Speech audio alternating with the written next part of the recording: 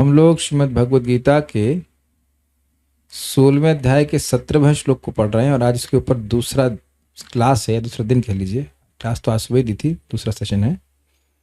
तो यहाँ भगवान एक लिंक बनाया गया आचार्यों के द्वारा कि देखिए आसुरिक प्रवृत्ति के लोग भी यज्ञ करते हुए देखे जाते हैं। तो भगवान ने पिछले श्लोक में कहा कि पतन्ते नरके अशुचौ, ये लोग अपवित्र नरक में गिरते हैं। तो बड़ा एक विरोधाभास प्रस्तुत हो रहा है कि भाई कोई व्यक्ति यज्ञ कर रहा है, दान कर रहा है, तो वह नरक में कैसे गिरेगा। तो इस बात की आशंका करते हुए भगवान ये श्लोक बोल रहे हैं कि वह वास्तविक रूप से धर्म का संपादन नहीं कर रहे हैं, क्योंकि जहां दंभ है वहां धर्म नहीं है। जहां दंभ है वहां धर्म है ही नहीं। जैसे एक डॉक्टर आपको सही दवा देना चाहता है और वो सही दवा देता है तो आप सही हो जाते हो, और कोई ठग दवा जैसी लगने वाली वस्तु देता है लेकिन उसमें दवा का अंश भी नहीं है, वो केवल नकली माल बेच रहा है। कुछ मैंने सुना है कि ऐसे नकली दवाएं भी आती हैं जो देखने में लगेगा कि असली दवा है, लेकिन वहां केवल एक दंभ है, एक नाटक मात्र, एक आडंबर मात्र है दवा का। तो वहां उन्हें किसी को ठीक नहीं करना है, वो केवल लोगों से धन लूटना चाहते हैं। तो इस प्रकार का आचरण करना धर्म ध्वजी समझते हैं। धर्म का पालन नहीं कर रहा है, धर्म का झंडा लेकर के इधर से उधर वो सुपरमैन की तरह जा रहा है, यहां से यहां जा रहा है, वहां से वहां जा रहा है, लेकिन वह धर्म नहीं कर रहा, ना वो धर्म में इंटरेस्टेड है। धर्म में इंटरेस्टेड नहीं है, वो इस बात से मालूम चलता है कि उसको पता भी नहीं होता है कि धर्म क्या है। इस जगत में, स्पेशली भारत में, आप बहुत से लोगों को सनातन धर्मी का ध्वजा लेके घूमते हुए देखेंगे और वह कहते हैं कि हम लोग हिंदू हैं।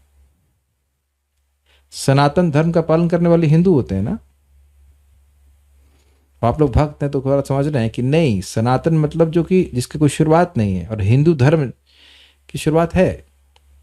सनातन धर्म को पालन करने वाला मनुष्य मात्र हो सकता है, उसमें हिंदू मुसलमान वाली कोई बात नहीं। तो यानी कि ये एक धर्म का आडंबर है। तो ऐसे लोग नरक में ही गिरते हैं, यद्यपि धर्म का ढोंग करते, यद्यपि धर्म करते हुए प्रतीत होते हैं। इस बात को समझाएंगे। पहले आप श्लोक को बोलिए। आत्मसंभाविताः स्तब्धा धनमान मदान्विताः। आत्मसंभाविताः स्तब्धा धनमान मदान्विताः। यजन्ते नाम यज्ञस्ते दम्भेनाविधिपूर्वकम्। यजन्ते नाम यज्ञस्ते दम्भेनाविधिपूर्वकम्। आत्मसंभाविताः स्तब्धा धनमान मदान्विताः। आत्मसंभाविताः स्तब्धा धनमान मदान्विताः। यजन्ते नाम यज्ञस्ते दम्भेनाविधिपूर्वकम्। यजन्ते नाम यज्ञस्ते दम्भेनाविधिपूर्वकम्। बोलिए। आत्मसंभाविताः स्तब्धा धनमान मदान्विताः। आत्मसंभाविताः स्तब्धा धनमान मदान्विताः। यजन्ते नाम यज्ञस्ते दम्भेनाविधिपूर्वकम्। यजन्ते नाम यज्ञस्ते दम्भेनाविधिपूर्वकम्। तो एक शब्द को समझिए। आत्मसंभावितः, वह केवल आत्म अर्थात स्वयं के द्वारा सम्मानीय होते हैं। वह शास्त्र को जानने वाले साधुओं के द्वारा सम्मानीय नहीं है। जो भगवान हरि का नाम नहीं बोल रहा है वह साधुओं के द्वारा सम्मानीय नहीं है। अर्थात वह अपने चेलों के द्वारा सम्मानीय हो सकता है, लेकिन अब कोई भगवान का नाम नहीं बोल रहा है तो शास्त्र को जानने वालों के द्वारा सम्मानित नहीं है। आप जानते हैं, सुनते हैं कि जो भगवान हरि का नाम बोलने की इच्छा भी करता है उसका सम्मान चित्रगुप्त जी करते हैं, यमराज जी करते हैं, ब्रह्मा जी करते हैं। जो बोला नहीं है, खाली बोलने की इच्छा कर रहा है। महाप्रभु स्वयं कहते हैं कि जिसके मुख से एक बार भी हरि नाम सुनो तो तुम उसे सम्मान दो, क्योंकि वो वैष्णव है। ठीक है, क्लियर है। तो इस आधार पर अगर किसी को सम्मान प्राप्त हो रहा है तो ये किस आधार पर है? शास्त्र के आधार पर है। लेकिन यहाँ का मतलब इस जगत में देखे जाते हैं बहुत से लोग जो भगवान का नाम कभी नहीं बोलते। अभी तो ये हल्ला करते हैं कि भाई भगवान है ही नहीं, ये भगवान को मनुष्य बनाने का प्रचार करते हैं। तो ऐसे लोग सम्मानित होते हैं कि नहीं? सम्मानित बोल रहा हूं, होते हैं अपने द्वारा और उनके चेलों के द्वारा। लेकिन सम्मानीय नहीं होते हैं। जो सम्मानीय मतलब जो सम्मान के योग्य हो, वह उन लोगों के द्वारा, साधुओं के द्वारा सम्मानीय नहीं होते। बड़ी सुंदर बात है, भागवत में बोला गया है नारद जी के द्वारा, ना यद वचश्चित्र पदम हरेर यशो जगत पवित्रम प्रगृणीत करहिचित तद्वायसम तीर्थमुशन्ति मानसा न निर्मंत शिक्षा, यह करके श्लोक है, प्रथम स्कंद 5वां अध्याय। तो वह कहते हैं कि ना यद वचश्चित्र पदम यशे हरेर यशो, कोई पद्य है जिसमें बहुत ही विचित्र अलंकारिक भाषा का प्रयोग किया गया है, लेकिन भगवान हरि का यश उसमें अंकित नहीं है। तो कैसा यश? जो जगत पवित्रम प्रगणित करहिचित, वह पूरे जगत को पवित्र करने में समर्थ है। भगवान का यश, जैसे हम लोग यहां भगवान के बारे में बोल रहे हैं, तो पूरे जगत को वो पवित्र कर रहा है। तो ऐसा यश किसी अलंकारिक भाषा से युक्त किसी पद्य में, किसी काव्य में हो नहीं हो, तो ऐसे काव्य को वह वायस का तीर्थ मानते हैं। जो महान साधु जन है वह उसको वायस का तीर्थ, वायस मतलब होता है कव्वों का तीर्थ मानते हैं। कव्वे कहाँ स्थित होते हैं? जहाँ कोई मांस, मतलब कोई जानवर मर जाए, उसका मांस सड़ रहा हो, वहां कौवे इकट्ठे होते हैं, एकत्रित होते हैं। तो यानी कि आप समझ सकते हैं कि जितने भी कवि, हास्य कवि चल रहे हैं, बोल रहे हैं, उसमें भगवान का यश नहीं भूला जाता। कोई बोल रहा हो तो अलग बात है, कभी कभी भक्तों ने भी भगवान के ऊपर हास्य कविताएं लिखी हैं, कुछ विनोद करते, वो बड़ी अच्छी बात है, लेकिन भगवान का यश नहीं है, भगवान की स्मृति वहां नहीं है। तो अब वो जो कवि है, वो जो लिख रहा है, जो आयोजन कराने वाला है, वह अपने को बड़ा सम्माननीय मानते हैं। क्या प्रमाण है कि सम्माननीय मानते हैं? ट्रॉफी लेके घूमते हैं, उनको पद्म भूषण, ये भूषण, वो भूषण, बहुत सारी चीजें मिल सकती हैं, लेकिन अगर वो भगवान के यश नहीं गा रहे हैं, भगवान की भक्ति नहीं कर रहे हैं, तो केवल स्वयं के द्वारा सम्मानित है। या आप कभी तो बड़ी आप कठोर बातें बोलते हो, लेकिन यही बात भागवत में बोली है, श्व विड वराह उष्ट खरई समस्तुतः पुरुषः पशु न यत्र कर्ण पथोपेतो जातु नाम गताग्रजः। तो जो श्वविड, श्व मतलब कुत्ता, श्वविड वराह, विड वराह मतलब मल खाने वाला सुअर, श्वविड वराह ओष्ट, ओष्ट का मतलब होता है ऊंट, खर मतलब गधा। तो कितने हो गए? 4 प्राणी हो गए, कुत्ता, गधा, ऊंट और सुअर। ऐसे लोग श्वविड वराह ओष्ट खराई संस्तुतः पुरुषः पशु, ऐसे पुरुष का वह संस्तुति करते हैं जो पशु के समान है। तो क्यों? तो कह रहे ना यत कर्ण पथो पेतो जातु नाम गदाग्रज, जिसके कर्ण के पथ पर भगवान गदाग्रज, भगवान श्री कृष्ण का नाम कभी नहीं आता। मतलब का ना वो बोलता है ना सुनता है। आप समझ रहे हैं ना? जो पशु तुल्य लोग हैं वह ही ऐसे पशु की संस्तुति करते हैं। हमारा लीडर ऐसा हो, क्या नहीं, हमारा लीडर कैसा हो, ऐसा ऐसा ऐसा हो, ऐसा ऐसा हो, मतलब गधे जैसा हो, ऊंट जैसा हो, सुअर जैसा हो, और मतलब कुत्ते ऐसा हो। ऐसा तो ऑब्वियसली नहीं बोलते हैं वो, लेकिन भागवत ऐसा ही बोलती है। तो आत्मसंभाविता का मतलब है कि शास्त्र उसको क्या बोलता है, तो सुअर या गधा या कुत्ता या फिर कौन सा रह गया, कोई रह गया, ऊंट। लेकिन वह अपने आप को बहुत सम्मानीय मानता है, तभी तो नेता बनने का वह अहंकार करता है। ठीक है, तो ये आत्मसंभाविता का अर्थ क्यों अपने को, क्योंकि वह अपने को अत्यंत सम्मानीय मानते हैं, इसलिए स्तब्ध। स्तब्ध का मतलब अकड़े रहते हैं, उनमें कोई नम्रता नहीं होती है। अगर साधुओं के पास जाएंगे तो साधु से शिक्षा लेने के लिए नहीं, शिक्षा देने के लिए। बड़ा सिंपल है, आप लोग एक्सपेरिमेंट करके देखना। ट्रेन में जा रहे हों और ट्रेन में आप कुछ भगवान के बारे में बोलना शुरू कीजिए, देखिए आप जो बोलेंगे 2 तो बोलेंगे 10, और सब बकवास, जिसका कोई शास्त्र आधार नहीं होगा, लेकिन ऐसा आपको सिखाएंगे ऐसा लग रहा है कि वो ब्रह्मज्ञानी है। तो ये अनम्रता हुई ना, उस विषय का कोई ज्ञान नहीं, कोई शिक्षा नहीं, कोई साधना नहीं, और फिर भी व्यक्ति बोलना शुरू करता है। यह है उनकी अनम्रता। देखिए जैसे सिंपल सी बात है, स्तब्ध की व्याख्या कर रहा हूं मैं, कैसे व्याख्या करी देखिए। स्तब्ध मतलब अनम्र। कौन बोला ये? कौन बुलाए? श्रीधर स्वामी पाद। प्रभुपाद समझा रहे हैं घमंडी। तो प्रभुपाद जी पूर्ववर्ती आचार्यों की बात को बता रहे, ये है हमारी नम्रता, because I accept I am fool. Prabhupada इसको स्पष्ट बोलते हैं, प्रभुपाद दिव्य पुरुष है, लेकिन हमको सिखा रहे हैं we accept that we are fool and that is our intelligence. हम स्वीकार कर रहे हैं कि हम अज्ञान में हैं और यही हमारा ज्ञान है। ये भाषा समझ में आई?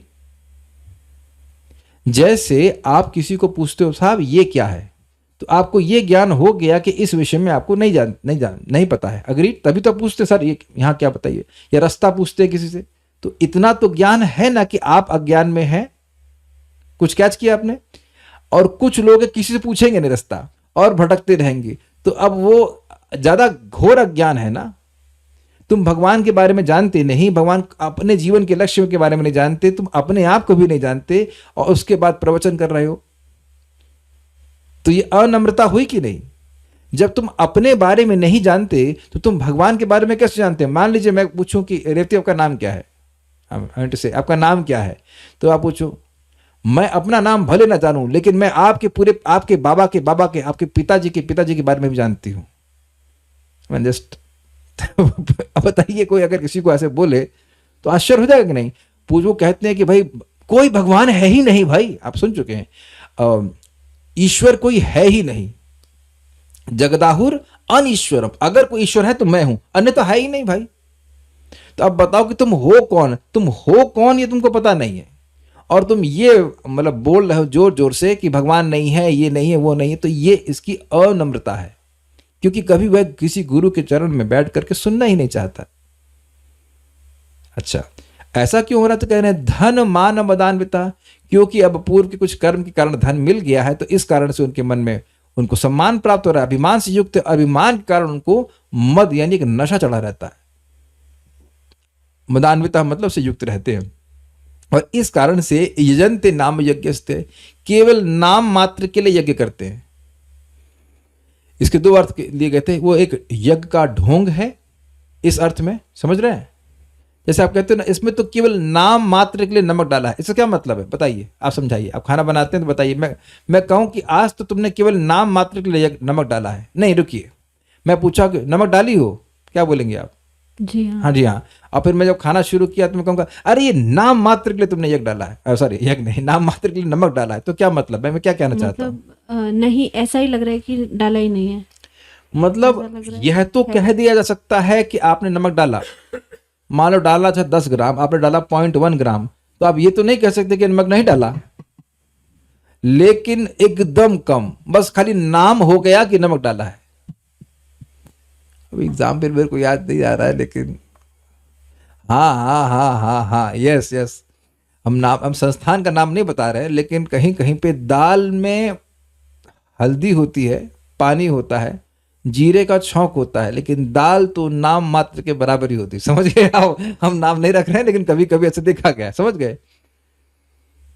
दाल से बात बढ़ती है ना, हल्दी से, तो हल्दी तो एंटीसेप्टिक है, तो हल्दी अधिक होती है, समझ रहे हैं ना बात? और नाम मात्र के दाल होती, गिन सकते हैं आप उसमें कितने दाने दाल के हैं। समझ में आया? तो ऐसी अवस्था में आप समझ सकते हैं कि नाम मात्र के लिए दाल दी, खाली कहने के लिए हो गया, हल्ला हो गया कि दाल हो गई।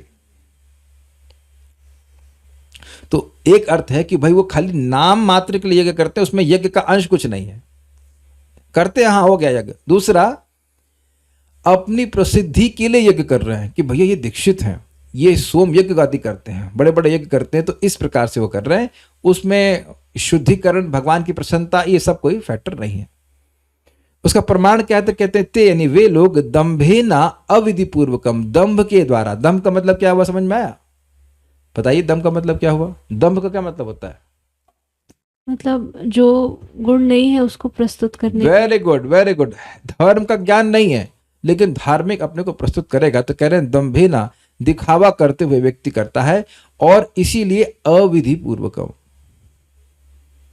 एक विचार कीजिए, जब दिखावा करना होगा तो ऐसा दिखाएगा कि बहुत विधि का पालन चल रहा है, लेकिन उल्टा हुआ। मैं एग्जाम्पल देता हूं महाराज, आज मुझे याद आया बाद में, महाराज कंस का उदाहरण दे रहे थे।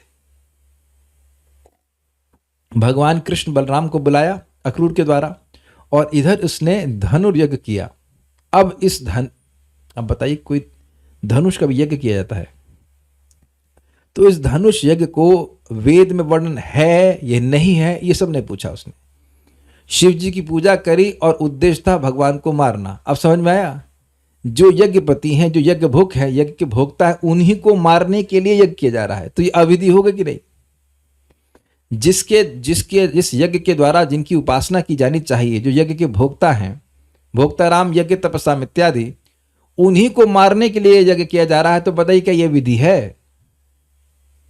तो यह है असुर का लक्षण। क्लियर? तो उम्मीद है कि श्लोक समझ में आ गया। इसलिए ऐसे लोग नरक में गिरते हैं। देखिए, नरक में वह गिरता है जो अधर्म करता है। Is it not? धर्म क्या है? धर्मम तो साक्षात भगवत प्रणीतम। यह भी स्पष्ट है, धर्म वह है जो भगवान ने दिया है। तो भगवान ने यज्ञ के प्रोसेस को दिया है। सह यज्ञा प्रजा सृष्टवा पुरोवाचा प्रजापति। यज्ञ की सृष्टि करके भगवान ने कहा कि तुम अनेना, इसके द्वारा प्रसविश्वध्वम एष वो तुष्ट कामधुक, तुम इसके द्वारा संपन्नता को प्राप्त होगे और तुम्हारी सारी इच्छाओं को पूर्ण करने वाला है। तो तुम यज्ञ भगवान के अनुसार कर ही नहीं रहे हो तो धर्म कहां कर रहे हो? तुम तो अधर्म कर रहे हो ना। गाड़ी चलाना अधर्म है? बताइए माइक पे बताइए, क्या गाड़ी चलाना जुर्म है? नहीं। गाड़ी चलाना, अगर आपको अपने गाड़ी नहीं चलाई, महावीर प्रभु गाड़ी चलाना जुर्म है? नहीं, महावीर प्रभु मेरे पार्टी में नहीं है। अच्छा, बिना लाइसेंस के? हाँ, मेरे को एक बार लॉकअप में डाल दिए थे घंटे 2 घंटे के लिए। हमें आज भी याद है, बहुत अच्छे से याद है। 18 साल के भी नहीं, 17 साल के थे।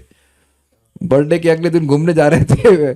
तब तो धोती कुर्ता में भी नहीं थे, बोलते कि किताब मंदिर में जा रहे थे। कुछ नहीं, जीन्स पहन के जो भी पहन के जा रहे थे, मैं याद नहीं क्या। तो जुर्म है कि नहीं? तो ये अविधि है ना कि आप लाइसेंस के बिना गाड़ी चला रहे हैं। इसी कारण से हमको बहुत डर लगता है। इसलिए हम यहाँ पे भी गए थे, अभी नोएडा गए थे, तो लाइसेंस नहीं ली और वो हेलमेट भी नहीं था, तो मैं नहीं गया। हमने कहा ऑटो में चले जाएंगे, लेकिन अगर चालान हो गया तो उससे तक का पैसा ठुक जाएगा और परेशान और करेगा। तो गाड़ी चलाना जुर्म नहीं है, लेकिन अविधि से चलाना जुर्म है। अच्छा, लाइसेंस होगा तो विधि चलाना सही है ना? उसमें भी नियम है कि ऐसा नहीं कि अच्छा मेरे पास लाइसेंस है तो मैं राइट की जगह लेफ्ट चलाऊंगा, लेफ्ट की जगह राइट चलाऊंगा, भी ऐसे वैसे चलाऊंगा तो पुलिस पकड़ लेगी ना।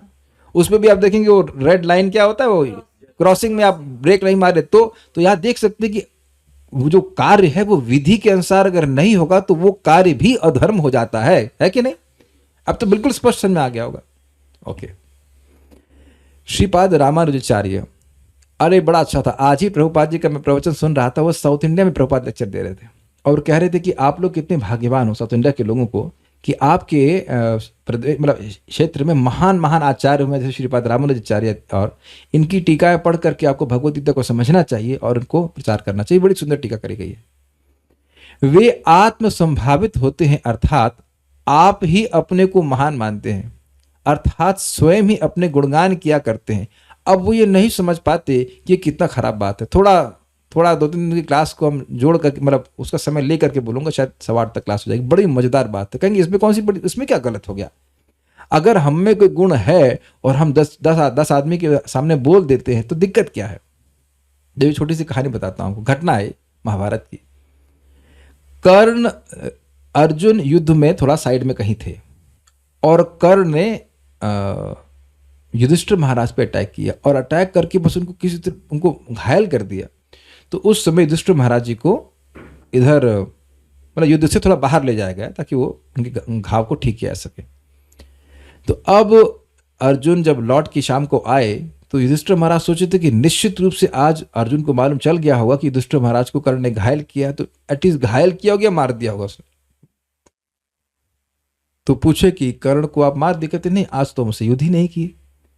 तो युधिष्ठिर महाराज को बड़ा क्रोध आया और कहे कि तुम किसी काम की नहीं हो, इससे तो अच्छा होता कि तुम गांडीव को त्याग ही देते। अब देखिए, अर्जुन तुरंत तलवार निकाल लिए और भगवान कृष्ण वहीं पे हैं। तो भगवान कृष्ण पूछे कि भाई काहे तुम तलवार निकाले? कहते हैं मैंने संकल्प लिया था कि जो भी मुझे गांडीव त्यागने के लिए कहेगा उसे मैं जान से मार दूंगा। तो अब बड़ी दिक्कत हो गई। तो कहे ऐसा नहीं करो, मेरे बड़े भाई हैं, तुम इनको अपशब्द कह दो। एक श्रेष्ठ व्यक्ति का जो जूनियर है अगर उसको गाली दे दे, अपशब्द कहते तो उसके लिए मरण तुल्य ही है। तो उनको बोलने लगा कि तुम तो ये हो, वो हम नहीं बोलना चाहते, मतलब जो भी कुछ बोले वो कि आपको तो कोई विवेक नहीं है, जुआ में हमको सबको हार दिए, जो भी बोले होंगे। तो अब इतना दुखी हुए युधिष्ठिर महाराज, तो वैसे युद्ध नहीं करना चाहते, तो वो एकदम दुखी हो गए। लेकिन ऐसा बोलकर अर्जुन अब और दुखी हो गए, कहते मैं अपने भाई को ऐसा बोल भी नहीं सकता, कभी नहीं बोला, रास्ता कभी बोल भी सकता नहीं था, तो अब मैं अग्नि में प्रवेश करूंगा, मैं अपने आप को मार डालूंगा। बड़ी दिक्कत। तो अब भगवान ने कहा ऐसा कोई जरूरत नहीं है, आप अपना गुणगान अपने आप कीजिए। क्यों? जो व्यक्ति अपना गुणगान अपने आप करता है वह अपने आप ही मर जाता है। वहां भगवान श्री कृष्ण इस बात को बोलते हैं। तो यानी कि कोई गुण अगर किसी में है, पहले तो समझना चाहिए कि जो कुछ है वो भगवान की कृपा से है, और जब तक वो चाहते तब तक है। और दूसरा, अपने मुख से बोलते नहीं रहना चाहिए। हाँ, हम लोग कभी कभी इस तरह से बोलते हैं कि देखिए पहले हम में ये दुर्गुण थे, भक्ति करने के कारण ये सद्गुण उत्पन्न हुआ है, तो यहाँ पे इससे लाभ ये होता है कि सामने वाला भी भक्ति करने के लिए प्रेरित होता है ना। कई बार प्रवचन में बोल देते हैं कि भाई हम सुबह उठ भी नहीं पाते थे, अब देखिए भक्ति करते से आराम से उठ जाते हैं, नाम जप कर पाते, कुछ इंद्रिय पर संयम कर पाते हैं। तो ये अपना गुणगान नहीं कर रहे हैं, ये हम भक्ति गुणगान करते हैं। जैसे किसी डॉक्टर के पास जाते हैं तो कहे भैया हमें तो लीवर का ये था और देखो उनकी दवा से हम तो ठीक हो गए, तो हम उनका गुणगान, अपना गुणगान नहीं कर रहे हैं, हम वैद्य का या दवाई का गुणगान कर रहे हैं। अब एक भक्त है, पूछ रहा है कि जो व्यक्ति खुद का गुणगान करता है वो व्यक्ति कैसे मर गया? तो हमसे क्यों पूछते हो? भगवान से पूछो। भगवान बोल रहे हैं, उनसे पूछो कैसे मर गया। वही सबकी जन्म मृत्यु का निर्धारण करते हैं। It is such a bad thing to talk like this. ये भगवान बोल रहे हैं ना, ये क्या है? ये आसुरिक गुण है, अपना गुण बोलते रहना। ब्लोइंग योर ओन ट्रम्पट, हाँ, इस तरह से ये जगह जगह बोला। एक व्यक्ति था, हमको बोला तुम यहां देख रहे हो, मैं वहां देख रहा हूं। भाई आप देखते रहिए, हम आगे बढ़ रहे हैं। How can people speak like this? This is एक विचार हम प्रस्तुत कर सकते हैं कि क्यों मर गया व्यक्ति वो। देखिए, जीवात्मा जब तक अपने स्वरूप में स्थित नहीं है तो जीवन अपि मृतो ही सह, अग्रीड, भागवत का शब्द है, वो जीते जी मरा हुआ है। तो जो व्यक्ति अपना गुणगान कर रहा है वो भगवान का यश तो नहीं गा रहा है ना। भगवान को देख लेगा तो अपना क्या बोलेगा? बताइए क्या बोलेगा वो? अगर कहेगा मैं बड़ा सुंदर लगता हूं, तो भगवान के सौंदर्य को बिल्कुल नहीं समझ रहा तब ना। अगर कहे मैं बहुत बुद्धिमान हूं, तो उससे पूछो गीता के श्लोक तो वो कितने याद है और कितना एक्सप्लेन कर सकते हो? भगवान धड़ाधड़ बोल दिया, आज तक हम समझ ही रहे हैं उसको। और तुम क्या कारगिल में जब मान लो गोलियां चल रही तब बोल पाओगे किसी को? कोई सुनने वाला है? भगवान के सामने कितना बड़ा एक तरह से संकट था और तुरंत गीता बोल दिए। अरे तुम, हम लोग बैठ के रूम में क्लास कर रहे हैं, ठीक है ना, लेकिन हम देख रहे हैं कि जैसे कहीं चले जाते हैं तो थोड़ी कठिनाई होती है गीता क्लास करने में। भगवान को तो कोई दिक्कत नहीं। क्या युद्ध के क्षेत्र में भी तुम बोल सकते हो? और तुम जो बोलोगे वो दुनिया में कोई सुनेगा? अरे तुम्हारा बच्चा तुम्हारी बात नहीं सुनता है, तुम दुनिया तुम्हारी बात सुनेगी? है ना। तो ये भगवान के यश को छोड़ दिया व्यक्ति, तो जीवन वो मरा हुआ व्यक्ति तो है ना। अपनी बात बोल रहे हो तो अपना महिमा बोल रहे हो। तो हम तो इसी प्रकार समझ रहे हैं। चलिए आगे बढ़ते हैं। यानी कि जो इस तरह से अपना गुण गाने वाले लोग हैं ना, तो आप प्रैक्टिकल देख लीजिए कि भाई वो असुरी वृत्ति से युक्त है, थोड़ा दूर रहिए ऐसे लोगों से, unless they are interested in talking about Krishna. तथा स्तब्ध अर्थात कुछ भी ना करके अपने को परिपूर्ण मानने वाले होते। भाई बड़ा मजेदार है। स्तब्ध मतलब फ्रीज। समझ गए? तो फ्रीज को कैसे एक्सप्लेन किया है? हमें कुछ जरूरत नहीं कुछ करने की, समझे? अरे भाई कुछ जीवन की सफलता के ना, हम सफल है भाई, हम तृप्त हैं, हम संतुष्ट हैं। जब तुम संतुष्ट हो तो तुम फिर अब पुरुषार्थ के लिए क्यों प्रयास करोगे? हो गए ना स्तब्ध। स्तब्ध मतलब फ्रीज हो गई ना, यानी आध्यात्मिक प्रगति फ्रीज हो गई ना। फिर जब करने की क्या जरूरत है? परफेक्ट है हम तो, परफेक्ट है। तो ये बात है। कुछ समझ पा रहे हैं बात? ये डिराइव कीजिए ऐसे। स्तब्ध मतलब स्थिर, फ्रीज। तो काहे फ्रीज हो गए? क्योंकि परिपूर्ण है, परफेक्ट है। जब परफेक्ट है तो आगे कोई प्रयास भी नहीं होने वाला। और भक्त अंत तक यही मानते हैं, अरे हम तो बद्ध अवस्था में, हम भी अभी तो कुछ प्रगति नहीं हुई, अभी तो कोई प्रगति नहीं हुई, क्या कर रहे हैं? कुछ भी नहीं कर रहे हैं। ये भक्ति की अद्भुत वृत्ति है कि जितना भक्ति के संपर्क में आएंगे, जितना अधिक भक्ति करेंगे, उतना लगेगा हम तो कुछ नहीं कर रहे हैं। मेरा जब समय मिलेगा तो मैं पढ़ाऊंगा आप लोगों को भक्ति बृहत भागवतामृत। कोई भक्त कोई मान ही नहीं रहा। युधिष्ठिर महाराज, पांडव जिनके घर में भगवान हैं, उनके सेवक तक बन गए, वो भी कहते हैं हम तो भक्त है ही नहीं, हम तो कुछ कर ही नहीं रहे। हनुमान जी कहते हैं हमको सेवा ही नहीं कर रहे हैं, हम कुछ नहीं कर रहे हैं हम भक्त है ही नहीं भाई, भक्ताभास है। ब्रह्मा जी बोल रहे हैं। ये हरिदास ठाकुर जी महाप्रभु को कहते हैं, महाप्रभु कहते हैं तुम्हें क्या चाहिए वरदान? कहते हैं मुझे नाम में रुचि दे दीजिए। हद हो गई बताइए। पूरी दुनिया जो नाम उच्चारण कर रही है उनसे प्रार्थना करती है कि उनकी कृपा से हमें नाम रुचि मिल जाए, और वह कहते हैं कि हमें नाम रुचि दे दीजिए, हमें नाम में रुचि नहीं है। तो आप देखिए कि भक्ति का स्वरूप यह है कि व्यक्ति अपने आप को नम्र मानता है, सीधी सी बात है। लेकिन ऐसा नहीं करते, वो परिपूर्ण मानते हैं अपने आप। ऐसा क्यों परिपूर्ण मानते हैं? क्योंकि वे धन और मान के मद से युक्त होते हैं। तुमको पता है मेरा बैंक अकाउंट कितना है? एक व्यक्ति अपने साले को बोला, अबे अबे तभी क्या बोलते हैं कि तुम्हारी जितनी सैलरी नहीं है उतना मेरा इंजेक्शन का बिल आता है प्रतिदिन का। ओहो बड़े बड़े आप परिपूर्ण हैं, समझ रहे हैं ना? मतलब हो 50,000 रुपये का इंजेक्शन लगता होगा पर डे का, जो भी रहता हो, तो क्या तुम्हारी उतनी सैलरी नहीं है? यही परिपूर्णता है। तो क्योंकि वो सोच रहे हैं कि मेरे पास धन आ गया तो मैं परफेक्ट हो गया। ये प्रैक्टिकली आप देखिएगा कि बहुत धन होने से व्यक्ति के मन में भावना आ जाती है कि मैं बहुत श्रेष्ठ हूं, मैं सब जानता हूं। क्योंकि मैं धन कमाना जानता हूं इसलिए मैं सब कुछ जानता हूं। परम पूज्य बद्री नारायण महाराज, वो बड़े धनाढ्य परिवार से हैं। तो अपने ही बारे में बता रहे थे कि जब युवावस्था में थे और भक्त नहीं थे, तो उनको एक भक्त प्रीचिंग करने के लिए आया, ऐसे रास्ते में मिला। तो वो उनको मतलब से मजाक कर रहे थे, जो भी बहस किए कि तुम भक्त लोगों को एंजॉयमेंट करना आता नहीं है, इसलिए तुम लोग बोलते हो जगत अच्छा नहीं है, इत्यादि इत्यादि। तो उस भक्त ने बड़ा सुंदर बात बोली, जिससे महाराज जी का मन पूरी तरह चेंज हो गया। कहे कि देखो, ये जगत का एक स्वरूप है कि no one gets out of this world alive. कोई जिंदा इस जगत से बाहर नहीं निकलता। क्या स्टेटमेंट है! क्या कितना भी पैसा हो, वो बात सुन के ही वो पूरा भक्त बन गए। उससे पहले तक उस धन की वजह से या जो भी कैसे मन में था, एक अहंकार, मोह कह सकते था कि हम लोग बस, you have not figured it out. थोड़ा सेटिंग करोगे, कुछ डायस घुमाओगे, तुम्हारा जीवन बिल्कुल सुखी हो जाएगा। अभी तो महाराज बहुत अच्छे, तो महाराज हैं, महाराज प्रभुपाद जी के शिष्य हैं, अपने बारे में बता रहे थे, वही बात समझा रहे हैं इस प्रकार से। तो धन और मान के मद से युक्त होते हैं। धन से तथा विद्या और कुल के अभिमान से उत्पन्न मद के कारण उन्मत्त होते हैं, पगला जाते हैं।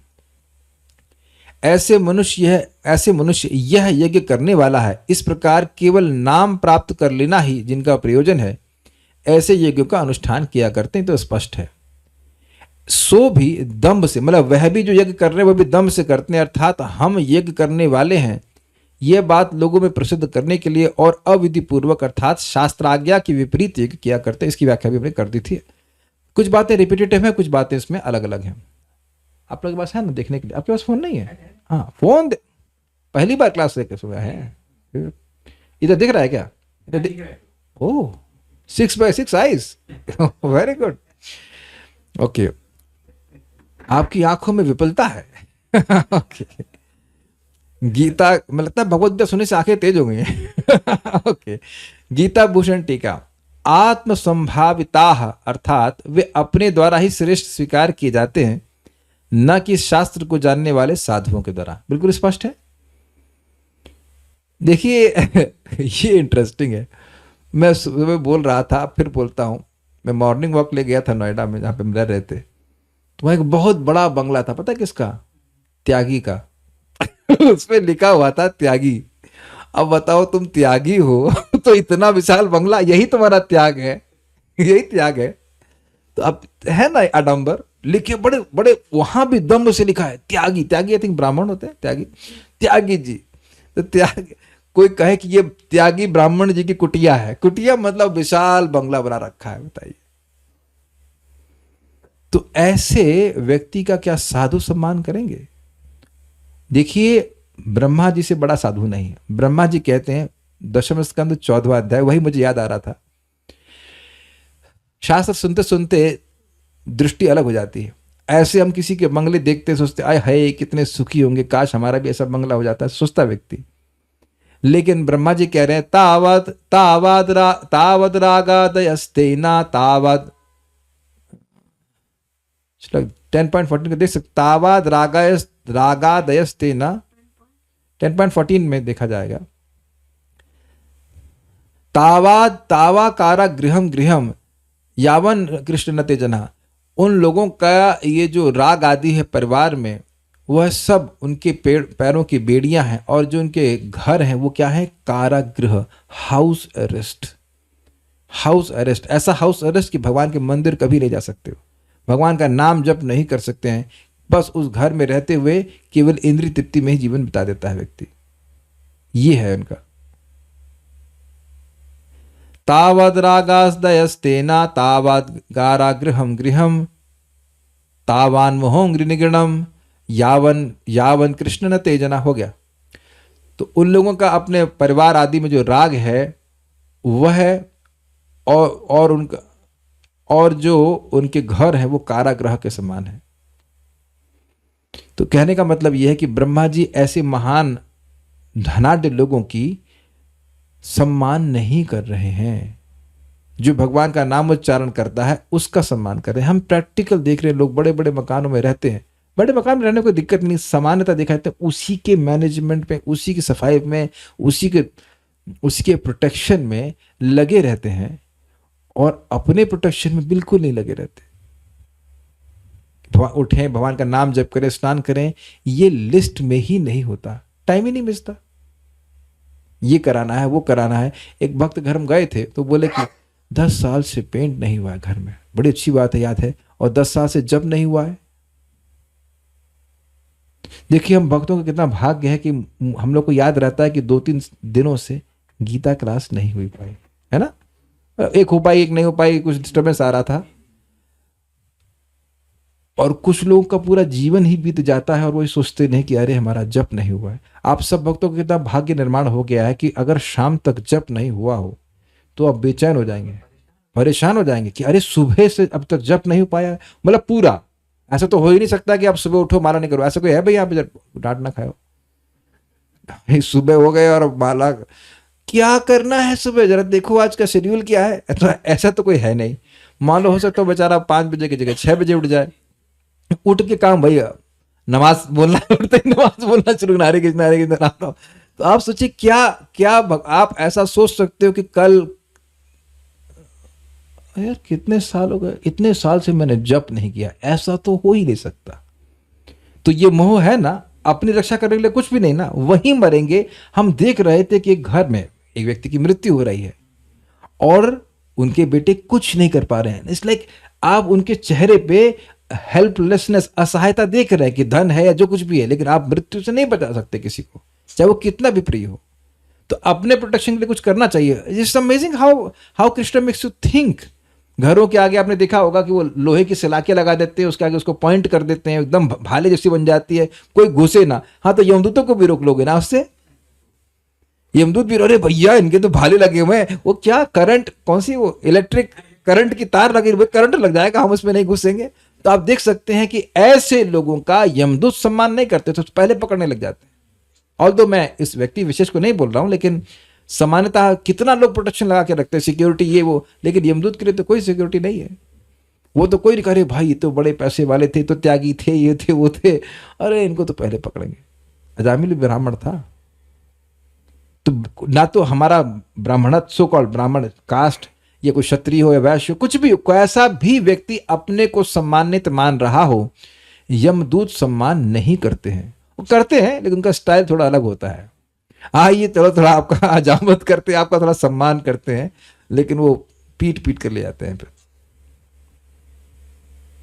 देखिए इसका कारण भी क्या है, जो शास्त्र का सम्मान नहीं करता वो भगवान का असम्मान कर रहा है, और भगवान का सम्मान करने वाला निश्चित रूप से दंडनीय होता है। इसलिए स्तब्ध अर्थात उनमें नम्रता नहीं होती है। ये समझ में आ गया? वो अपने जो अपने को महान मान रहा है वह नम्र कैसे होगा, तो बात स्पष्ट समझ में आ रही है। नम्र व्यक्ति अपने को बिल्कुल महान नहीं मानता। अच्छा, एक विचार कीजिए भाई, देखिए अभी नहीं तो आगे कभी ना कभी शरीर में कोई ना कोई ऐसा रोग होगा ही जो आपसे आपसे सॉल्व नहीं होगा। Do you agree with this? Okay, यहाँ पे 3 लोग थोड़े वृद्ध हैं तो तीनों में बोला यस यस यस यस। और जो अभी युवा है वो सोच रहा है कि हाँ अभी ऐसे बुढ़ा बोल रहा है बुढ़े हो रहे हैं प्रभु जी तो ऐसे बोल रहे हैं, लेकिन नहीं।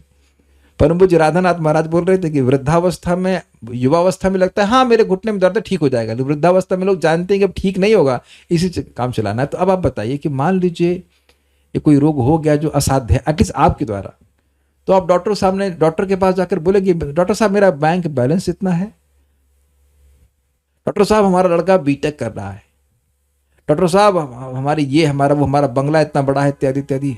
Yes, basically we are on our knees, is it not? Doctor साहब हमको ठीक कर दीजिए, हम बड़े दुख में हैं। अग्रीड? अगर जाकर के डॉक्टर सामने आप धन मन दिखाने लगे, डॉक्टर भगा देगा। अगर असली डॉक्टर हुआ तो आपको केवल पैसा लूटना चाहेगा तो कहेगा हाँ बताइए और कितना पैसा है जरा खाली करें, हमारे पास थोड़ा कम है जरा दीजिए आप।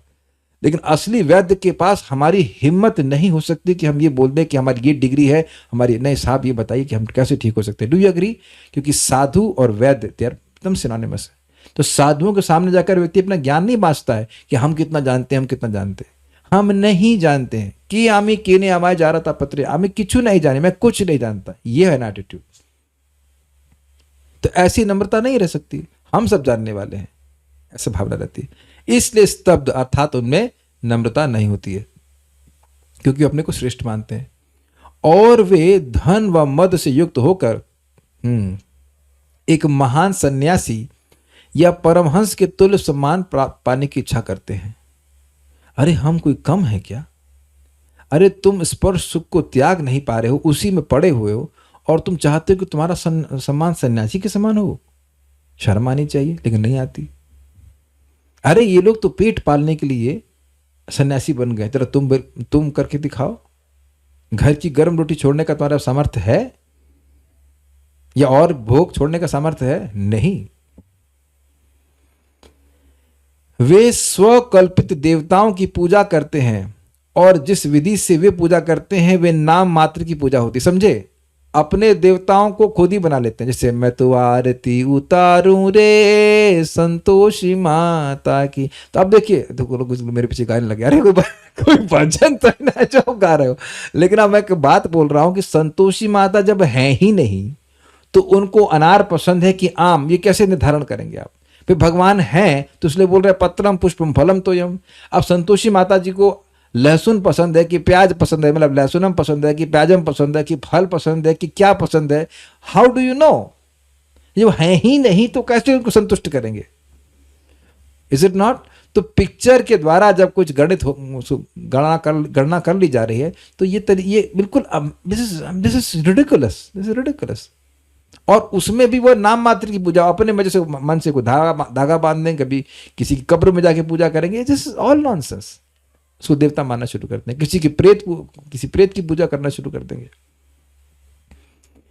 दंभेना अर्थात धर्म ध्वजी होने के गुण के कारण विशिष्ट विरक्त वेशभूषा धारण करते हैं जिससे उनके घर व परिवार में संपदा आए। ये समझे बात? ये बड़ी बड़ी कॉम्प्लेक्स बात है। देखिए, वो धर्म पालन नहीं करते, वो धर्म ध्वजी है, धर्म की ध्वजा लेकर घूम रहे हैं।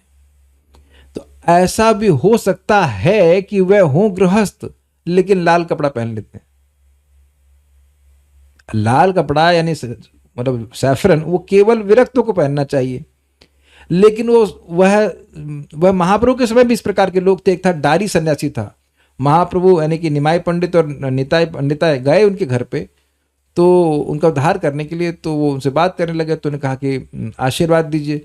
तो आशीर्वाद में उसने बोला कि तुमको अच्छी पत्नी मिले, तुमको अच्छा धन मिले, ये मिले। तो महाप्रभु ने कहा, निमाई ने कहा, ये कैसा आशीर्वाद है? आपको बोलना चाहिए कि मुझे भगवान की भक्ति प्राप्त हो।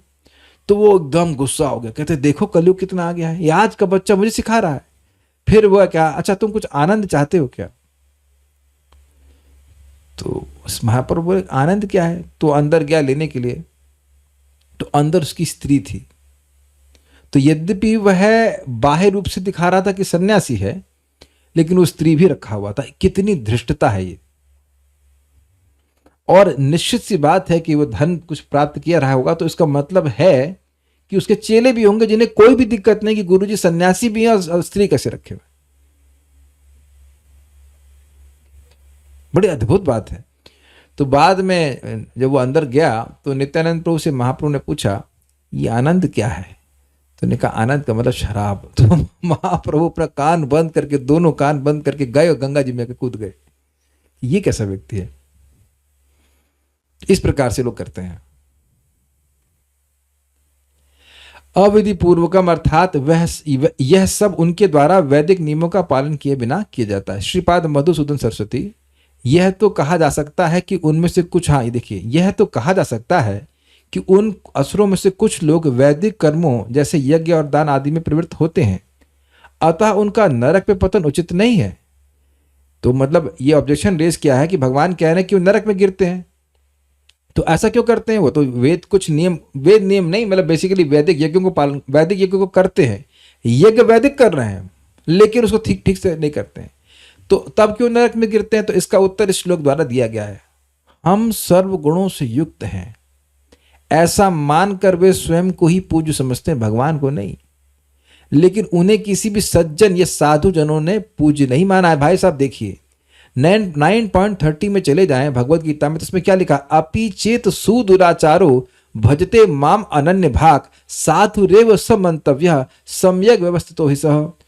किसी व्यक्ति में महान दुराचार भी उपस्थित हो जाए, लेकिन अगर अनन्य भाव से कृष्ण का भजन कर रहा है तो उसको भगवान कह रहे हैं कि साधु ही मानो। यानी भगवान पहले खुद साधु मान रहे हैं उस व्यक्ति को, और साधु ही मान रहे हैं, तो भगवान का अनुगमन करते हुए सारे साधु ऐसे भक्त को साधु ही मानेंगे जो अनन्य भाव से कृष्ण का भजन कर रहा है। कैसे साधु मानेंगे? वैसा साधु जैसे भगवान ने पहले वर्णन किया है। क्या नाम था उसको बोल रहे हो?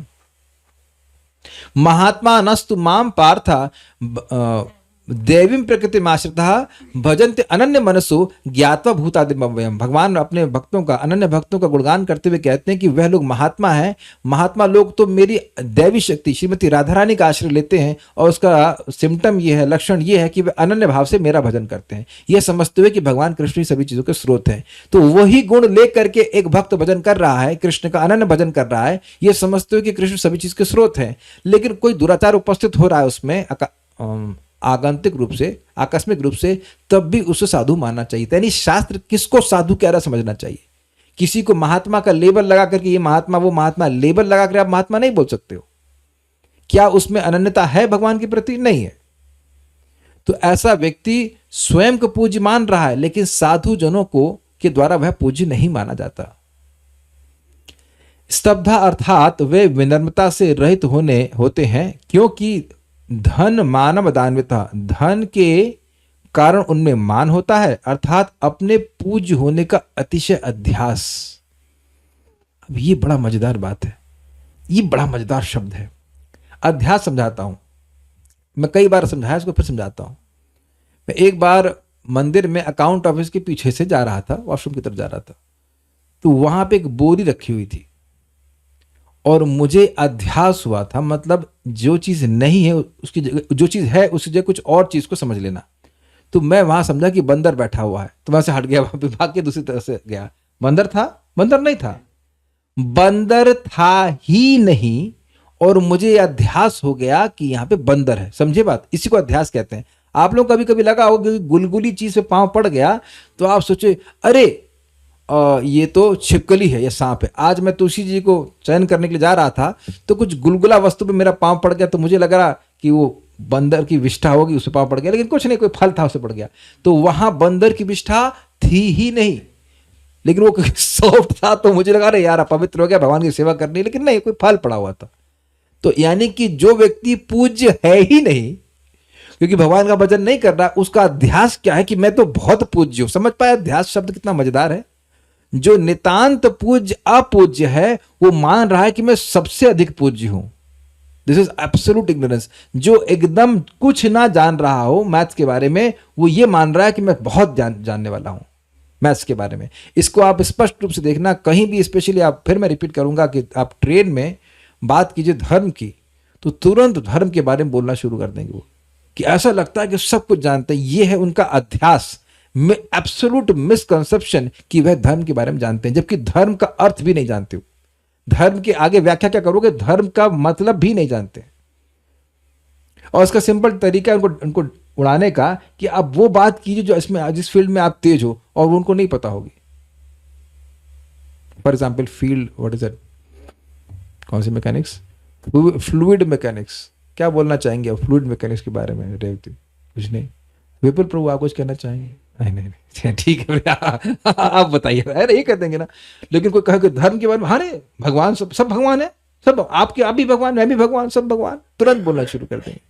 तो महाराज कहते हैं कुछ लोग ऐसे होते हैं जिनको सब चीज का ज्ञान होता है, चाहे ब्रह्म ज्ञान हो, चाहे कोई भी ज्ञान हो, सब जगह बोलना शुरू करेंगे। ये हमें अध्यास शब्द बहुत अच्छा लगता है, अतिशय अध्यास। मतलब जैसे मैं फिर एग्जाम्पल दे रहा हूं, मुझको वहां पे अतिशय अध्यास था कि यहां बोरा तो दिखाई नहीं भाई साहब, केवल मुझे मंकी दिखाई पड़ा कुछ क्षणों के लिए, बस मंकी ही दिखाई पड़ा। इसे कहेंगे अतिशय अध्यास। अध्यास समझ गए ना, एब्सोल्युटली रॉन्ग कंसेप्शन कि वहां पे जो चीज है ही नहीं वही मान के बैठना। जैसे हम लोग देह है ही नहीं, लेकिन यही अध्यास रहता है कि मैं देह हूं। तो अध्यास का मतलब समझ पा रहे होंगे, ये अभ्यास शब्द नहीं है, अध्यास है। और इस कारण से मद होता है, पगलापन होता है, और इतना पागल हो जाता है कि जो गुरु आदि के प्रति भी सम्मान और पूज्यता के अभाव का कारण बनता है। भाई सब जबरदस्त बात है। धन के कारण व्यक्ति इतना अपने को श्रेष्ठ मानने लगता है, पूज्य मानने लगता है कि उसकी पूजा होने भी लगती है कि वह गुरु का ही असम्मान करने लगता है। बहुत जबरदस्त बात है। अब मैं इसके लिए कुछ नोट बताऊंगा। देखिए, देवताओं में भी आसुरिक प्रवृत्ति आ जाती है। एक बार बृहस्पति जो गुरु हैं इंद्र के, देवताओं के, वह देवताओं की सभा में गए तो इंद्र उस समय उनकी स्तुति चल रही थी, इंद्र की स्तुति होती वहां पे, तो खड़े नहीं हुए वो। अरे गुरु जी तो आते ही हैं, क्या है। तो बृहस्पति समझ गए कि इसका अब पतन का कारण शुरू हो गया। और उसके बाद वो बृहस्पति जी गायब भी हो गए, उनको दिखा नहीं, वो इंद्र के सामने प्रकट नहीं किया अपने आप को। तो धीरे धीरे इंद्र का सारा वैभव चला गया। ऐसे एक बार और हुआ था, दुर्वासा मुनि भगवान से मिल के आए और भगवान वैकुंठ से मिल के आए, मैं उनसे मिल के आया और भगवान उनको माला दी अपनी, और वह माला पहन करके आए। तो वह माला उन्होंने बड़े प्रेम से इंद्र को दी, और इंद्र उस समय ऐरावत पे सवार थे। तो ये घटना इसी के बाद की है, जो बृहस्पति का अपमान हुआ उसके बाद। तो अब उसके बाद इंद्र ने कहा, अरे ये सूखी माला पहनूंगा मैं स्वर्ग का राजा हूं, धन मान मदान्वित। ध्यान दीजिएगा कि देवताओं में भी आसुरिक गुण आ सकता है इस प्रकार से। तो वह माला को अपने हाथी ऐरावत को दे दिया, और हाथी तो हाथी है, वो क्या समझेगा माला को, ऐसे उसने सूंड में लिया और फेंक दिया और पांव से कुचल दिया भगवान की माला। दुर्वासा मुनि बहुत क्रोधित हुए, क्या तुम इतना अपने धन में मद में हो, तुम धन से रहित हो जाओ। तो उसके बाद बलि महाराज अटैक करते हैं, पूरा स्वर्ग ही चला जाता है। तो ये एक टेम्परेचर की तरह, व्यक्ति का टेम्परेचर बहुत बढ़ने लगता है। जब धन बहुत होता है ना, तो उसका मद बढ़ने लगता है इस प्रकार से। तो ये एग्जाम्पल दिया। दूसरा, नहुस महाराज का ऋषियों का अपमान करा। नहुस महाराज इंद्र बन गए थे। इंद्र कुछ नहीं, इसी जो भी प्रकरण रहा, इंद्र डिस्टर्ब हुए थे, मैं भूल रहा हूँ, शायद वृत्तासुर को मारने के समय वृत्तासुर को मारे थे, तब ऐसा हुआ था। जो भी रहा वो कुछ शाप के कारण, शाप नहीं था, वृत्तासुर को मारे थे तो उनको वहां पे छुपना पड़ा था मानसरोवर में। तो उस समय नहुस महाराज को राजा बनाया गया। तो अब कहें कि जब स्वर्ग का राजा मैं हूं, तो स्वर्ग के राजा की पत्नी भी तो मुझे भी मिलनी चाहिए ना। तो वह शची के पास प्रस्ताव दिया, उसने भिजवाया कि तुम मुझे पति के रूप में स्वीकार करो। बहुत खराब चीज थी।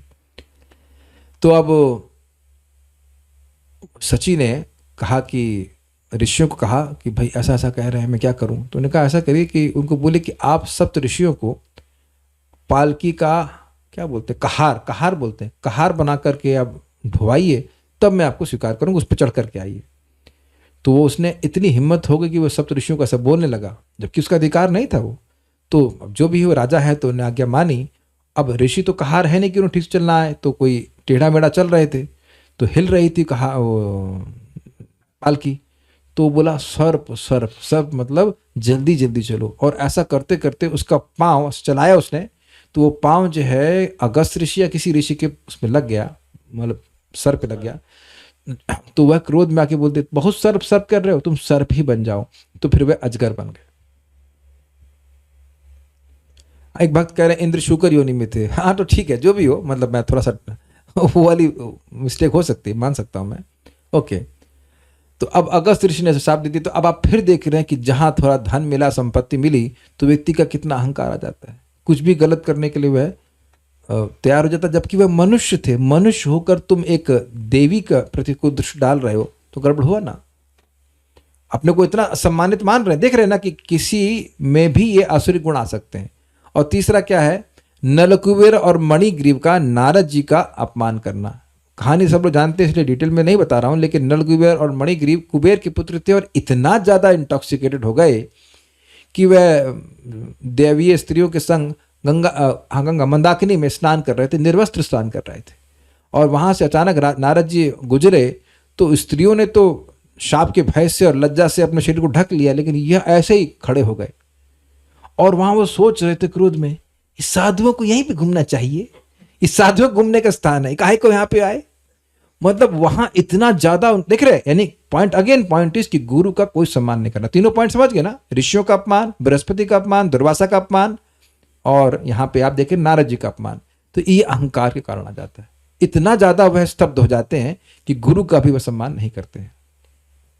अच्छा, वे केवल नाम मात्र के यज्ञ करते हैं, तात्विक यज्ञ नहीं, जो सत्य यज्ञ हो, जो तत्व पे आधारित हो, ऐसा नहीं करते। जैसे भाई अब इस समय लोग यज्ञ कर रहे हैं, उसका मतलब है, कोई मतलब नहीं है। हरे कृष्ण मंत्र जपो तो वह करेंगे नहीं। ये जगत में देख रहे हैं लोगों को। एक व्यक्ति है, उनके घर में हाउस प्रोग्राम था, तो पति ने कहा कि अरे भाई भक्तों को बुलाओ, संकीर्तन कराओ, प्रसाद वितरण करो। तो पत्नी का कुछ अलग भाव था कि नहीं, यज्ञ कराना चाहिए ब्राह्मणों से या कुछ वटेवर आर्य समाज के लोगों से, जिनसे भी। तो अब बताओ, जो आर्य समाज के लोग तो भगवान मानते ही नहीं, तो उनके यज्ञ करने का फायदा क्या होगा। ये बताइए कि सरकार को ही ना माने तो क्या कोई स्टार्टअप चलने वाला है, ये बताइए आप लोग। कितना भी तुम कर लो स्टार्टअप, कितना भी अच्छा प्लान है तुम्हारा, तुम अगर गवर्नमेंट के ही विरुद्ध चल रहे हो तो गवर्नमेंट तो खत्म कर देगी ना। सिंपल सी बात है। अथवा ये बातें रिपीटेड है, अमुक मनुष्य दीक्षित है, सोमयाजी है इत्यादि रूप से नाम मात्र की प्रसिद्धि के उद्देश्य से ही जो यज्ञ किए जाते हैं वे नाम यज्ञ हैं। वे यज्ञों को विधि विधान के अनुसार नहीं करते, न ही निर्धारित अंगों और कर्तव्यों के साथ। वे केवल दिखावे के लिए और धर्म का आडंबर करते हुए यज्ञ करते हैं, श्रद्धा से नहीं। इसलिए वे यज्ञों के फल के अधिकारी नहीं बनते, यही इसका तात्पर्य है। मतलब इसी कारण से वह यज्ञ के द्वारा पवित्र ना होकर के वह नरक जाते हैं। तात्पर्य, अपने को सब कुछ मानते हुए किसी प्रमाण या शास्त्र की परवाह न करके आश्री लोग कभी कभी तथाकथित धार्मिक या याज्ञिक अनुष्ठान करते हैं। भाई सब बहुत जबरदस्त है। शास्त्र का बंधन नहीं है तो कर्म बंधन लगेगा। क्लियर, आगे बढ़ते हैं। चूंकि वे किसी प्रमाण में विश्वास नहीं करते, अतएव वे अत्यंत घमंडी होते हैं। हाँ, केवल अपने अलावा मैं प्रमाण हूं, जो मैं सोचता हूं वह सब सही है। प्रभुपाद जी से एक व्यक्ति बात कर रहा था और वो कहता, as far as I know, जहां तक मैं जानता हूं, प्रभुपाद बोले यही तो बात है बेटा, तुम जानते कहां तक हो। तो ये सोचना चाहिए ना कि तुम जानते कहां तक हो। तुम जानते हो कि तुम्हारी नाक का अग्रभाग है, तुम कहते हो कि सब कुछ तुम देखे हुए विश्वास करते हो, तो नाक का अग्रभाग देखे हो, अपनी पलकें देखे हो, अपने सर के पीछे वाला स्थान देखे हो, अपना पीठ देखे हो, कुछ तो नहीं देखे, तो ये सब नहीं है ना। और बुद्धि देखे हो तो वो तो नहीं है ना। फिर कितना अद्भुत बात है। थोड़ी सी संपत्ति तथा झूठी प्रतिष्ठा पा लेने के कारण जो मोह यानी भ्रम उत्पन्न होता है, उसी के कारण ऐसा होता है। कभी कभी ऐसे असुर उपदेशक की भूमिका निभाते हैं, लोगों को भ्रांत करते हैं और धार्मिक सुधारक या ईश्वर के अवतारों के रूप में प्रसिद्ध हो जाते हैं। वे यज्ञ करने का दिखावा करते हैं या देवताओं की पूजा करते हैं या अपने निजी ईश्वर की सृष्टि करते हैं। मतलब तीनों चीज कर सकते हैं। लगेगा कि वैदिक यज्ञ कर रहे हैं, या फिर देवता की पूजा कर रहे हैं, या फिर अपना ही कुछ, जैसे अमिताभ बच्चन की पूजा करना चाहिए। वो क्या नाम है, वो एक और भी हाँ, रजनीकांत, उसकी भी मंदिर बन गया है। तो उनको आपके भगवान तो बुढ़े हो गए, उनके तो सारे बाल कम हो गए ये कैसे भगवान की पूजा कर रहे हैं? जब आपने मूर्ति बनाई थी तो वो मूर्ति तो बाल वाली थी।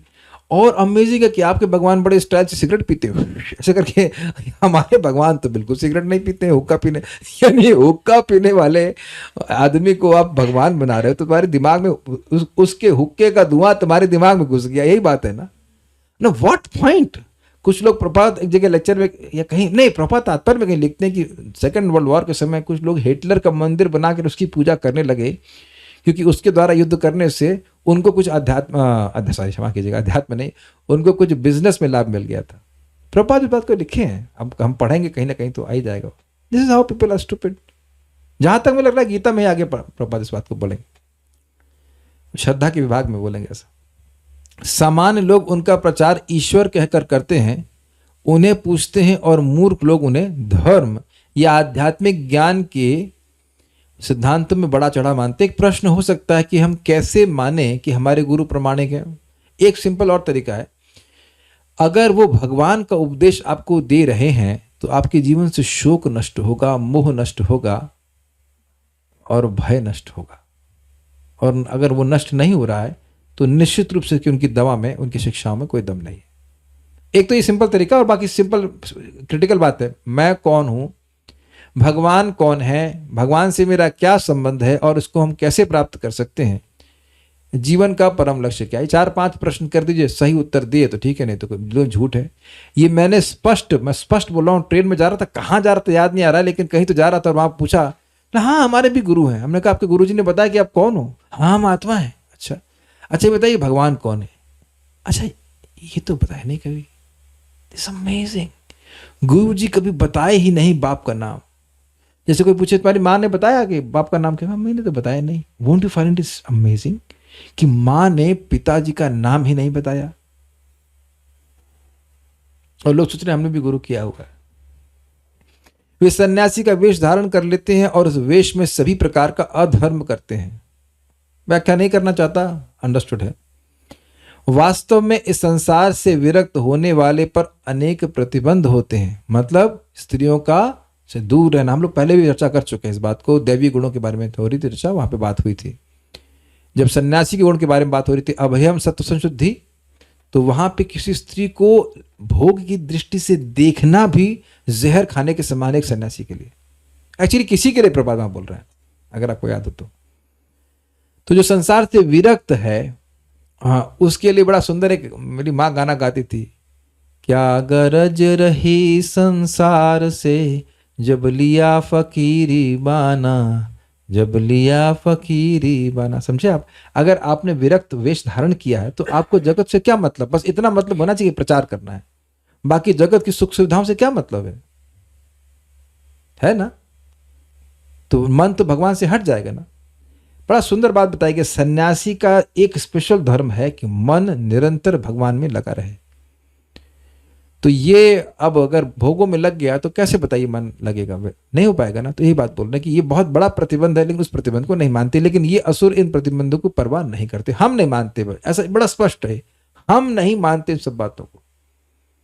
वे सोचते हैं कि जो भी मार्ग बना लिया जाए वही अपना मार्ग है, यथा मत तथा पथ। ये वैसे सत्य बात है, यथा जो भी आपका मत है वही आपका पथ है, लेकिन पता है किसका? नरक का। जो आप मान लीजिए वही सही पथ है, सही बात है, लेकिन ये जो आप मान ले रहे हो वही पथ है, अर्थात शास्त्र की अवहेलना कर रहे हैं, तो ये निश्चित रूप से नरक का पथ है। कुछ समझे मैंने क्या कहा? यथा मत तथा पथ, यथा मत तथा नरकेर पथ। अगर हम अपने अनुसार चल रहे हैं तो हम नरक की ओर ही चल रहे हैं। मेरा मन नहीं, मैं अपने मन से नहीं कह रहा हूं। पिछले श्लोक भगवान ने बोला ना, पतंती नरके अशुचौ। आगे इस अध्याय में बोलेंगे कि इसी अध्याय में आगे बोलने वाले हैं कि जो शास्त्र की आज्ञा पालन नहीं करता वह निश्चित काम, क्रोध और लोभ के अनुसार कार्य कर रहा है और वह निश्चित नरक में जाएगा। तो मैं अपने मन से नहीं कह रहा हूं। जो लोग कहते हैं कि हमें हमारा मार्ग अपना मार्ग है, हम उस पर चल रहे हैं, तो वह निश्चित रूप से वह आपका अपना ही मार्ग है जो कि आपको नरक में लेके जाएगा व्यक्ति को। बिल्कुल स्पष्ट है। हम सिगरेट पीने को तमोगुण में नहीं मानते। ये मेरे को मुंह पे बोला है एक लड़के ने। वो जान रहा था कुछ गुणों के बारे में। हम अब इसको हम नहीं मानते हैं कि मांस खाने का अध्यात्म से कोई संबंध है। अरे तेरी, तो अब तुमको यमदूत ही मनवाएगा कि भाई इसका क्या संबंध है। वहां उस संबंध ज्ञान अब आपको यमदूत देंगे कि भाई इसका क्या संबंध है। देखिए, अब जैसे गॉल ब्लैडर में कुछ इश्यू था तो डॉक्टर ने कहा देखो तुम एक ड्रॉप भी खाओगे तो गॉल ब्लैडर एक्टिव हो जाएगा। भाई किसी को है तो बता दे रहा हूं, किसी के गॉल स्टोन है तो आपको ऑयल नहीं खाना अगर दर्द होता है तो। क्यों नहीं होना? क्योंकि जैसे ही ऑयल खाएंगे तो गॉल ब्लैडर डिटेक्ट कर लेगा। आप कहोगे नहीं पॉपकॉर्न में मिला कर खा लेंगे इसको मालूम नहीं चलेगा, मालूम चल जाता है। somehow इज वेरी इंटेलिजेंट कि इसने ऑयल खाया है इसने ऑयल खाया है। अब वो उसको पचाने के लिए एक्टिव होने लग जाएगा, अंदर उसके पत्थर हैं जो भी है तो दर्द होगा। तो मेरा मन क्या बोलता है, अरे यार आधा चम्मच में क्या होता है। नहीं, उसने स्पेसिफिकली बोला एक बूंद भी वो टॉलरेट नहीं करता, मतलब उसको पकड़ उसे पकड़ लेता किसी ने एक बूंद भी। Amazing is it not? कितना स्ट्रांग है वो, एक बूंद भी नहीं।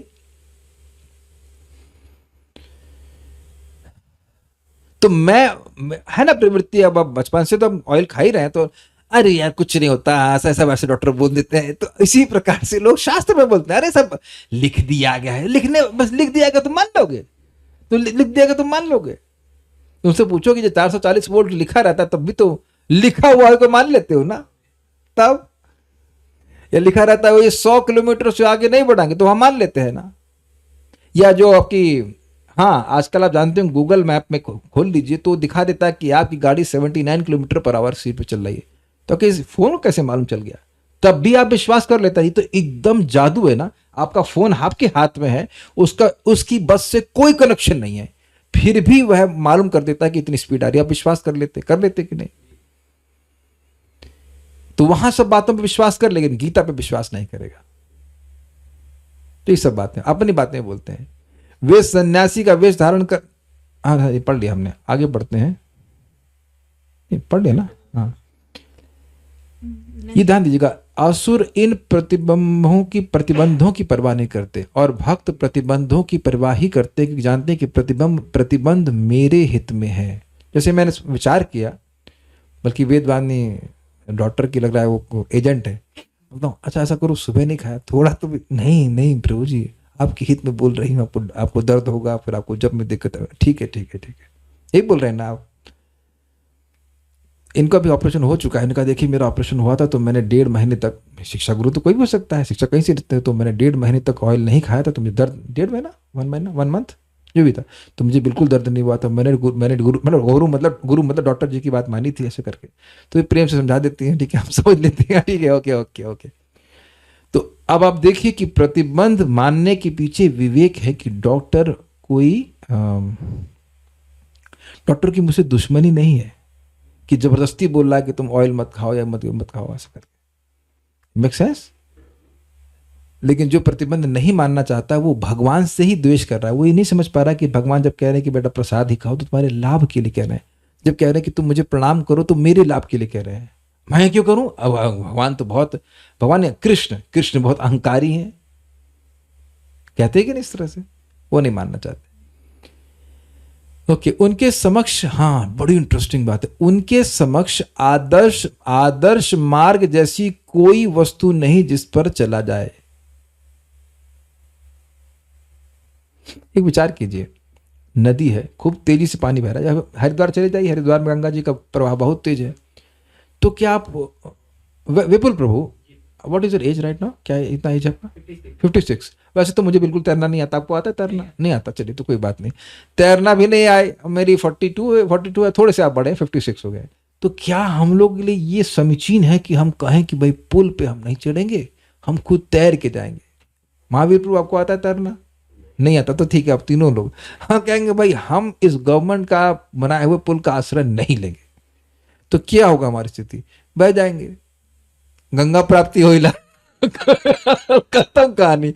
और वही एक चींटी बिना कुछ आवाज के यहाँ को हल्ला करेंगे, हम नहीं भैया पुल का पुल कुछ नहीं होता है। बताइए, पुल एक जो गवर्नमेंट के द्वारा पुल बांध दिया जाता है वो एक आदर्श तरीका है ना नदी को पार करने के लिए। तो उस पे तो चींटी भी चढ़ के पार कर जाएगी, लेकिन कहाँ चींटी और कहाँ, और चींटी का सामर्थ्य तो है नहीं पुल बनाने का, बिल्कुल स्पष्ट है। तो अब आप देखिए कि ये बुद्धिमानी है ना, कि जो पुल बना दिया गया है जिससे हजारों लोग पार कर ही रहे हैं, तो उससे एक चींटी भी पार कर जाए। हम अपना मार्ग काहे को बना जिसमें हम बह जाए, अग्रीड। तो यह भगवान के नाम ने कितने लोगों को वैकुंठ पहुंचाया है, इसका डेटा शास्त्र के पास नहीं है। यह तो शास्त्र बोल रहा है कि नाम बोलने वाला भगवान के पास जाता है, प्रमाण 3, 9, 15 और अनेक अनेक प्रमाण है।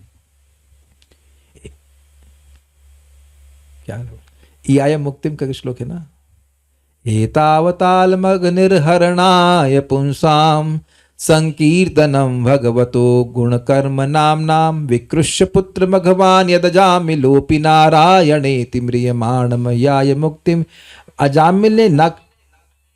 अजामिल ने नारायण बोल करके न सिर्फ उसके पाप नष्ट हुए, उनकी मुक्ति भी मिली। और केवल एक अजामिल नहीं, ऐसे कितने लोग हैं जिन्होंने मुक्ति प्राप्त की है, तो इसका कोई लेखा जोखा नहीं है। समझ पा रहे मैं क्या कह रहा हूं? कभी कभी कोई वैद्य मिलता है जो बड़ी असाध्य बीमारी को ठीक करे, तो हमें लगता है अच्छा, 1, 2, 4 लोग की बात सुनकर के हम विश्वास हो जाता है, तो हम भी इलाज करने लग जाते हैं। अग्रीड। जैसे अभी हम किसी व्यक्ति के पास गए, तो हमने जाके सुना कि एक व्यक्ति का मतलब डिक्लेरेशन हो गया कि तो मर जाएंगे, अस्पताल वालों ने बोला आप ले जाओ, ये मरने वाले हैं। उसको भी जिंदा कर दिए, मतलब जिंदा कर दिए, बचा लिए। उनको लीवर कैंसर था, पता नहीं लीवर कैंसर का इलाज होता है कि नहीं होता है, ठीक कर दी वो, और काफी ठीक हो गया। हमारे सामने व्यक्ति खड़ा था। तो अब बताइए, और एक आध दो केस हमने और भी देखी। तो अब मैं क्या 500 केस देखूंगा? क्यों आवाज आ रही है इसमें? देखो और नहीं कर भी। अगर आपको 4-5 केस भी दिख गए किसी डॉक्टर के कि उसने किसी को जानलेवा रोग से बचा लिया, तो आप उत्साहित होगा ना करने के लिए। और उस पर भी अगर दवा लेना अत्यंत आसान है, तब व्यक्ति करेगा, है कि नहीं? लेकिन भगवान के नाम ने कितने लोगों का उद्धार किया, उसकी कोई हिसाब किताब ही नहीं है। आप मुझे बताना कि कितने लोगों ने का उद्धार किया है। करोड़ों करोड़ों अरबों अरबों भी शब्द कम है कि सभी लोग भगवान का नाम लेकर ही भगवान के पास पहुंचे। ये आदर्श मार्ग है, मैं इसकी व्याख्या कर रहा हूं। तो नए व्यक्ति के अगर नहीं, तुम कोई भी नाम बोलो, दुर्गा का नाम, शिव जी का नाम, किसी का भी नाम बोलो, सब बराबर है।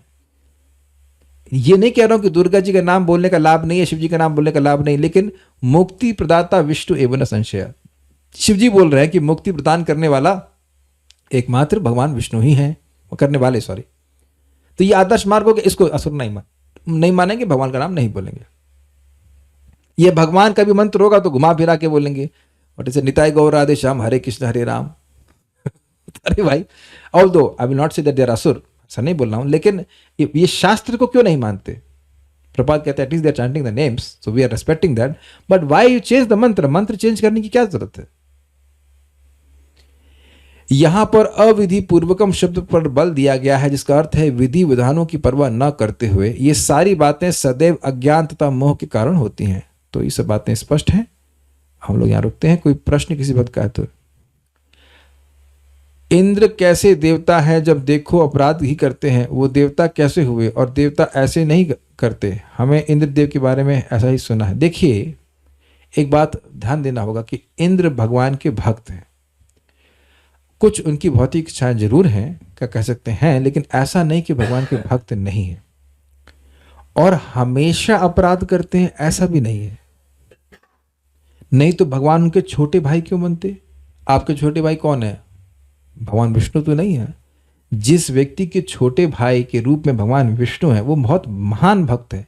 लेकिन अब कुछ भौतिक इच्छाएं हैं और मटेरियल वर्ल्ड में भी व्यक्ति रह रहा है, तो जगत का स्वरूप ही है कि किसी के संग कुछ भी हो सकता है। लेकिन इसका मतलब यह नहीं है कि इंद्र भगवान के भक्त नहीं है। ध्यान दीजिएगा इस बात पे। एक भक्त पूछ रहे हैं, मेरे 2 प्रश्न हैं। हाथी ऐरावत जो इंद्र के वाहन है, तो बुद्धि से सामान्य पशु समान ही विवेक रहा उनका, जो भगवान के निर्माल को फेंक दिए। क्या यह भगवान की ही इच्छा हो सकती? देखिए, भगवान की इच्छा, भगवान पे देखिए समझने का प्रयास कीजिए। हम अपने अपराधों को भगवान पर आरोपित ना करें। भक्त का एक वैसे तो भगवान की इच्छा के बिना कुछ भी नहीं होता है, लेकिन इसमें हमारा भी तो कर्म है, हमारी भी तो इच्छाएं हैं। अगर कोई व्यक्ति मुर्गा खा रहा है तो भगवान की इच्छा से नहीं खा रहा है, भगवान के सैंक्शन से खा रहा है। भगवान तो नहीं कह रहे, भगवान तो नहीं कह रहे कि मुर्गम मटनम दो मेरे को, तो बोल रहे पत्रम पुष्पम फलम तो यम। तो अगर आप कहें कि भगवान की इच्छा से हो रहा है तो उसका मतलब वो चीजें हैं, अगर स्पेशली इसी बात समझे, जो धर्म का कार्य होता है वो भगवान की इच्छा से हो रहा है। अधर्म भगवान की इच्छा से नहीं हो रहा है, भगवान के सैंक्शन से हो रहा है। लोग अधर्म करना चाहते हैं, भगवान नहीं चाहते हैं कि वो करें, भगवान को एक इंस्पिरेशन भी देते हैं गलत कार्य मत करो, वो जुड़ अड़े रहते तो ठीक है तुम करना चाहते हो करो, ये बात है। ऐसा नहीं कि सब जो है बस भगवान चाहते हैं कि इसका नष्ट हो जाए, ऐसा होता, ऐसा नहीं होता। ओके, सो ये दधी सन्यासी, दाढ़ी सन्यासी का तिरस्कार किया जा रहा है, पर इंद्र की द्वारा झूठे सन्यासी को भेष लेकर पृथु महाराज का हॉर्स लेके। अरे भाई आगे वाले प्रश्न मत करो, ये गलत बात है। अभी भक्तों को सभी लोग यहाँ पे क्या कहते हैं, भक्ति वैभव करके नहीं आए हैं। आप प्रश्न कर लोगे जो किसी को समझ में नहीं आएगा तो उसको हम छोड़ दे रहे हैं। Stop now. श्रीमद् भगवद गीता की जय, श्रील प्रभुपाद की जय, निताई गौर प्रेमानंदे।